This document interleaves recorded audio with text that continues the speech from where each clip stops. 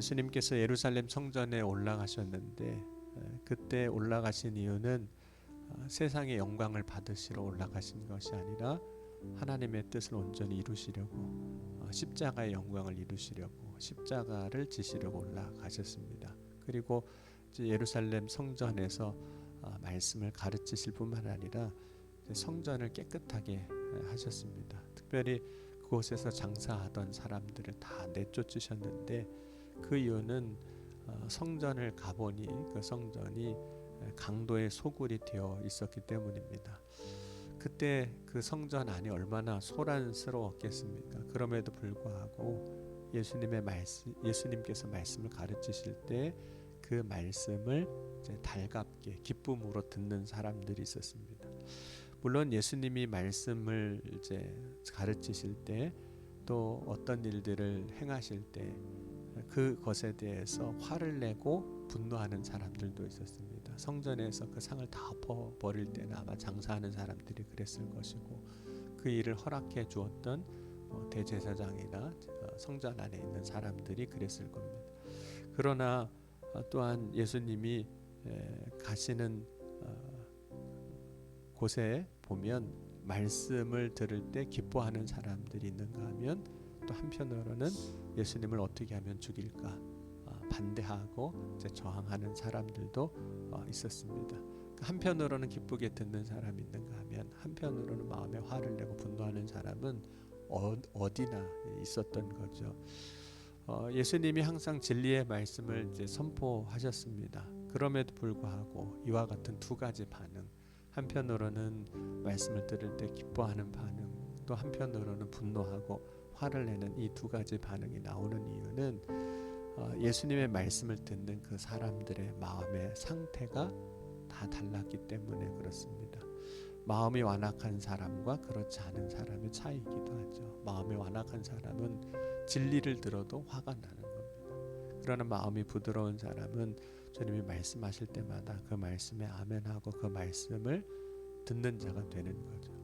그럼 오늘 이 아침에 저와 여러분은 언제나 부드러운 마음을 가지고 주님의 말씀이 선포될 때마다 들릴 때마다 믿음으로 나아갈 수 있기를 주의 이름으로 간절히 축원합니다. 이제 예수님께서 그 예루살렘 성전에서의 사역들을 이제 마치시고 이제 성전 밖으로 이렇게 나오시는데 그때 나올 때 예수님의 제자들 중 어떤 사람들이 이런 이야기를 합니다. 그 성전을 가르치면서 이 돌들이 어떠하며 이 건물들이 어떠하나이까 이렇게 이야기를 합니다. 제자들이 성전을 가리켜서 이 건물들이 얼마나 아름다운가를 이제 예수님 앞에 이야기하고 싶었던 겁니다. 그럼 지금 기준하고는 좀 다를 수 있는데 그 당시 기준으로 보면 그 당시의 건축 기술로 또 건물의 그 규모로 보면 제자들이 말했던 성전은 분명히 대단한 건물입니다. 아름다운 건물로 치부할 수도 있어요. 왜냐하면 당시에 헤롯 대왕이 유대를 통치하면서 유대인들의 마음을 사기 위해서 무너졌던 성전을 다시 재건을 하게 됩니다. 그런데 마음을 살려고 재건하면 이왕이면 더 좋게, 더 크게, 더 아름답게 져야 유대인들의 마음을 살 수 있으니까 그렇게 재건을 하게 되거든요.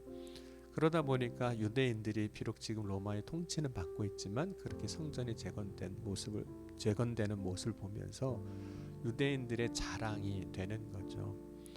그러나 예수님은 제자들이 말하는 그 성전을 보고 오늘 13장 2절에 보면 이 큰 건물들을 보느냐 돌 하나도 돌 위에 남지 않도록 다 무너뜨리리라고 말씀을 하십니다. 그 이유는 건물이 성전이 아니기 때문에 그래요. 물론 이제 건물보다 더 중요한 것이 있기 때문에 그렇습니다. 그것은 우리가 성전에 대해서 우리가 이해할 때 건물을 이야기하지만 성전의 본래 진짜 의미는 하나님의 이름이 있는 곳, 하나님이 계시는 곳, 하나님이 말씀하시는 곳, 하나님이 역사하시는 곳이 성전입니다. 그러니까 솔로몬이 성전을 처음 이제 건축할 때도 하나님께서 내 이름을 여기에 두겠다고 말씀하시고 여기서 말씀하시고 응답하시겠다고도 말씀하시고 또 성막도 마찬가지였습니다. 텐트로 이스라엘 백성들이 출애굽하였을 때 그 성막도 하나님이 계시는 곳, 임재하시는 곳, 하나님이 이스라엘 백성들을 만나 주시는 곳입니다. 그래서 사도 바울은 하나님이 계시는 곳이 성전이라는 의미에서 우리가 성전이다라고도 이제 고백을 합니다. 고린도전서 3장 16절 17절 보면 너희는 너희가 하나님의 성전인 것과 하나님의 성령이 너희 안에 계시는 것을 알지 못하느냐. 누구든지 하나님의 성전을 더럽히면 하나님이 그 사람을 면하시리라. 하나님의 성전은 거룩하니 너희도 그러하니라. 그러니까 여러분, 우리가 아이들한테도 물어보면 아이들은 참 대답을 잘하거든요. 예수님이 어디 계시니? 그럼 뭐라고 말할까요? 우리 마음에요. 근데 그게 틀린 얘기가 아닌 거예요.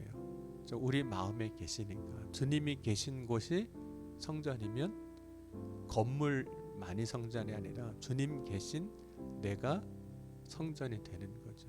그러니 사실 우리가 매 순간 살아갈 때 함부로 살 수가 없는 겁니다. 주님과 함께 사는 삶을 사는 것이고, 주님이 보는 앞에서 내가 말하고 내가 보고 내가 행하는 모든 것이 다 그렇게 되어지는 거죠. 그러니까 건물보다 중요한 것이 내가 성전되는 겁니다. 그러니까 내가 성전되지 못하면 예수님이 예루살렘 성전에 들어가셔서 그 안을 다 뒤집어 엎으신 것처럼 사실은 우리도 그렇게 하실 거예요. 그러면 왜 예수님이 이 성전이 다 무너질 것이라고 말씀하셨을까요? 그 이유는 먼저는 성전이 성전다운 기능을 하지 못하고 있었기 때문입니다. 그런데 제자들이 성전이 무너진다고 하니까 그 성전이 무너지는 것은 마지막 때 하나님이 심판하실 때에나 가능한 일이라고 생각을 하게 되는 거죠. 왜냐하면 그 웅장하고 거대한 건물이 그냥 무너질 일은 없을 것이고, 성전이 무너진다면 마지막 때라고 생각을 하는 겁니다. 그래서 예수님께서 이 성전이 무너진다라고 말씀하실 때 베드로와 야고보, 요한이 이제 조용히 예수님 앞에 묻는 겁니다. 이제 그 감람산에 올라갔을 때 그 성전을 마주보고 있는 자리에서 그러면 마지막 심판 때는 언제 일어나는 겁니까? 성전이 무너진다고 하셨으니까. 그래서 4절 보면 우리에게 이루소서 어느 때에 이런 일이 있겠사오며 이 모든 일이 이루어지려 할 때 무슨 징조가 있사오리이까. 제자들은 성전이 무너진다는 예수님의 말씀을 듣고 이제 마지막 때가 언젠지가 궁금해지는 거죠. 근데 예수님은 항상 마지막 때가 언제인지 말씀하시지 않았습니다. 그 때와 시는 하나님이 정하시는 것이기 때문에 우리에게 말씀하시지 않으시는 거예요. 만약 그 때와 시를 말하는 사람이 있으면 그 사람은 우리를 미혹하는 자입니다. 마지막 때 우리를 미혹하는 자, 혹은 쉽게 이야기하면 이단인 거죠. 그러니까 언제 몇 월 며칠 날 마지막 때다 그러면 다 100% 무조건 이단인 겁니다. 그러나 그 마지막 때가 언제인지는 날짜로 말씀하시진 않았지만 그때의 징조가 무엇인지를 이제 말씀을 해주셨어요. 몇 가지 특징이 있는데 여러분이 한번 들으시면서 마지막 때가 언제쯤 될는지 한번 짐작을 해보셔도 될 것 같습니다. 오늘 말씀 보면 이렇게 말씀하고 있어요. 미혹이 있다.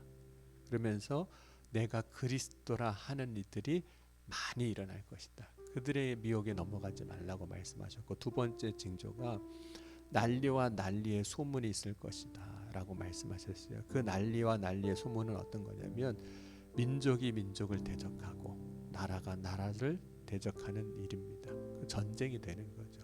민족 간의 전쟁이 있거나 나라 간의 전쟁이 있는 것들. 또 이렇게도 그 징조에 대해서 말씀하셨습니다. 지진과 기근이 일어나게 되는데 이것은 재난의 시작에 불과하다 이렇게 말씀하셨어요. 그래서 이 말씀을 이렇게 보면 마지막 때가 가까우기 같긴 하다 이런 생각이 들기도 해요. 왜냐하면 우리가 뉴스를 통해서 듣는 최근의 소식들이 다 좋은 소식들은 별로 없잖아요. 전 세계에서 일어나는 기상 이변이라든지 지진이라든지 뭐 1000여 년 동안 비가 안 온 아프리카 사막에 갑자기 비가 온다든지 뭐 여러 가지 재난의 상황들을 이제 보게 되는 거죠. 그리고 나서 세 번째로 뭐라고 말씀하셨냐면 믿는 자들이 이제 핍박을 당하는 겁니다. 그래서 13장 9절 또 11절 12절 보면 이렇게 말씀합니다. 너희는 스스로 조심하라. 사람들이 너희를 공회에 넘겨주겠고 너희를 회당에서 매질하겠으며 나로 말미암아 너희가 권력자들과 임금들 앞에 서리니 이는 그들에게 증거가 되려 함이라. 권력자들 앞에서 예수 믿는 사람들이 서게 된다는 거예요. 그러면서 11절 12절 계속 보면 사람들이 너희를 끌어다가 넘겨줄 때 무슨 말을 할까 미리 염려하지 말라. 무엇이든지 그때 너희에게 주시는 그 말을 하라.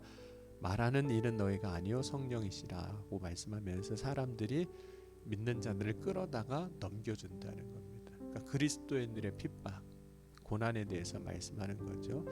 그리고 12절에 형제가 형제를 아버지가 자식을 죽는 데에 내주며 자식들이 부모를 대적하여 죽게 하리라. 믿는 자들에 대한 핍박인 거죠. 그러니까 여러분 우리가 이제 고난을 혹 예수 그리스도를 믿는 것 때문에 당한다면 어찌 보면 당연한 일입니다. 당연한 일인데 그런 일들을 당할 때 마지막 때가 가까웠구나. 그리고 네 번째 증거입니다. 만국에 복음이 전파되어야 하리라. 10절에 보면 또 복음이 먼저 만국에 전파되어야 할 것이니라. 그래서 사실은 마지막 때의 징조로서 우리가 봐야 할 것 중에 하나가 온 땅과 온 민족에 하나님의 말씀이 전파되었는가 하는 겁니다. 그 전까지는 하나님이 심판하시지는 않으실 거라는 거예요. 왜냐하면 하나님은 심판이 목적이 아니라 모든 사람이 다 구원받기를 원하시기 때문에 그렇습니다. 그러나 마지막 때 해야 할 일이 하나 있는데 그것은 이제 13절입니다. 그 마지막 때가 온다고 우리가 두려워할 것은 없다는 거죠. 그리고 그때 우리가 해야 할 것이 있다라고 우리 13절 한번 같이 읽겠습니다.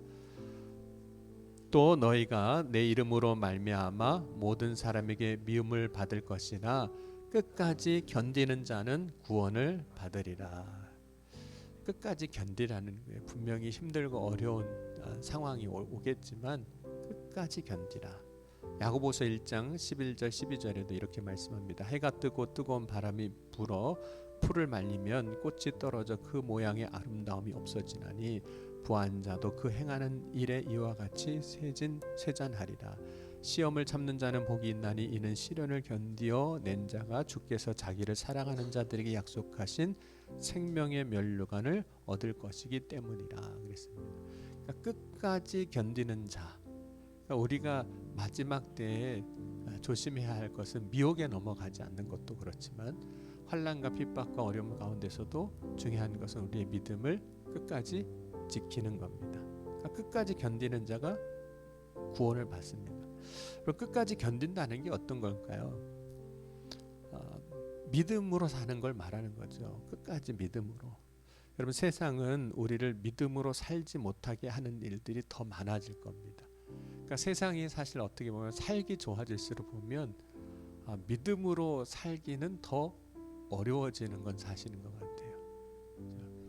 여러분 우리가 이제 예를 들어서 교통이 편해진 게 신앙생활하기 편해진 것도 있어요. 멀리 살아도 이제 올 수 있는 거잖아요. 그런데 교통이 너무 편해지다 보니까 이제는 가기도 좋아서 교회 안 나오고 더 멀리 가기도 더 좋아졌잖아요. 여행 가기도 더 좋아졌고 거기 놀러 가기가 더 좋아진 거죠. 그래서 교회에 오기도 편해진 것도 맞지만 안 오기도 더 쉬워졌습니다. 옛날에 뭐 어디 갈 데가 있어야 뭐 가는데 이제는 갈 데가 너무 많잖아요. 그러니까 믿음을 지키기가 또 어려워지는 것도 있죠. 그럼 믿음이 아니어도 세상에서 살아갈 길이 많습니다. 믿음이 아니어도 돈 잘 벌고 잘 살고 믿음으로 안 살아도 세상에서 그렇게 뭐 떵떵거리고 살 수 있는 거죠. 믿음이 아니어도 세상에 살아갈 길이 많습니다. 그럼에도 불구하고 믿음으로 사는 것을 지켜내는 것, 그것이 믿음으로 끝까지 사는 거예요. 끝까지 견디는 겁니다. 믿음이 아니어도 살 길은 있지만 그러나 나는 믿음으로 살겠다. 믿음으로 사는 게 오히려 더 편안하게 살 수 있지만 믿음으로 사는 게 고단할 수 있지만 그러나 나는 믿음으로 살겠다. 그것이 믿음을 지키는 자의 삶입니다. 끝까지 견디는 자의 삶이에요. 그런데 그렇게 끝까지 자기의 믿음을 지키는 자가 마지막 때 구원을 얻는 자인 겁니다. 그러면 저와 여러분 마지막까지 믿음을 지키는 자가 되어서 마지막 때 하나님 주시는 은혜와 복을 약속을 온전히 이루는 저와 여러분이 되어질 수 있기를 주의 이름으로 간절히 축원합니다. 기도하시겠습니다. 지금도 살아계시고 역사하신 하나님, 오늘 이 새벽에도 주님을 바라고 소망하며 주님 앞에 나아갑니다. 오늘 이 시간 우리가 온전한 믿음을 지키며 끝까지 승리하는 삶을 살아 마지막 때 하나님이 주시는 그 놀라운 은혜와 약속을 받고 누리는 복된 삶이 되게 하여 주옵소서. 세상은 우리로 하여금 믿음에서 멀어지게 하나 그 믿음을 끝까지 지키고 어떤 일이든 믿음으로 살고자 결단하며 나아갈 때 주님 주의 성령으로 도우시고 역사하여 주셔서 우리의 믿음을 잃지 않게 하시고 믿음으로 승리케 하여 주옵소서. 오늘 이 새벽에도 간절히 바라고 소망하며 주님 앞에 나아갑니다. 부르짖을 때 구할 때 역사하여 주시사 우리의 연약한 육신 주님 고쳐주시고 회복하게 하시고 강건케 하시고 우리 인생에 막힌 길이 있다면 주님 열어주시고 형통케 하여 주셔서 오늘도 믿음 안에서 승리하는 주의 자녀들로 서게 하여 주옵소서. 주님께서 각 사람 가운데 행하여 이루어 주실 때 놀라운 역사를 이루어 주실 것을 믿사오며 사랑이 많으신 우리 주 예수 그리스도의 이름으로 감사하며 간절히 기도하옵나이다. 아멘.